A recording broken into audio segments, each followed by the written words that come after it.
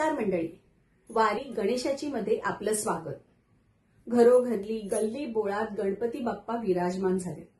भाविक भक्तगण गणपतीच्या विविध रूपाची मनोभावे पूजा करीत आहेत। गणपतीची तब्बल 108 नावं आहेत। त्यापैकी एक नाव आहे एकदंत, म्हणजेच एक दात असलेला गणपती। गणपती एकदंत कसा झाला, ऐकूया त्याचीच ही कहाणी।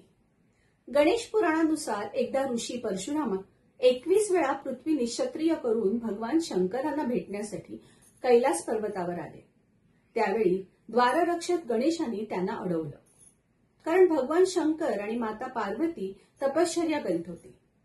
त्यांची तपश्चर्या कुणीही भंग करू नये म्हणून गणेशाने परशुरामांना थोडा वेळ थांबण्याची विनंती केली। हे पाहून परशुराम संतापले आणि त्यांनी गजाननाला लढण्याचे आव्हान दिले। त्यामुळे गणाध्यक्ष गणेशाला त्यांच्याशी युद्ध करावे लागले। गणेश आणि परशुराम यांच्यात घनघोर युद्ध झाले।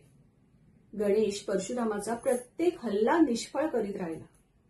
शेवटी क्रोधाने भरलेल्या परशुरामाने शिवाकडून मिळालेल्या परशुनेच गणेशावर प्रहार केला आणि त्यात गजाननाचा एक दात तुटला। तेव्हापासून गणपतीला एकदंत म्हटलं जाऊ लागलं।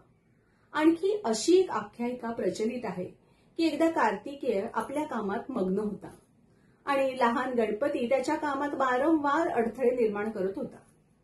त्यामुळे राग आल्याने खेळाखेळातील या लुटुपुटूच्या लढाईत कार्तिकेयाकडून गणपतीचा दात भग्न झाला आणि बाप्पा एकदंत झाले। किती गमतीशीर कथा आहे ना ही। उद्या नवीन कथेसह पुन्हा भेटू।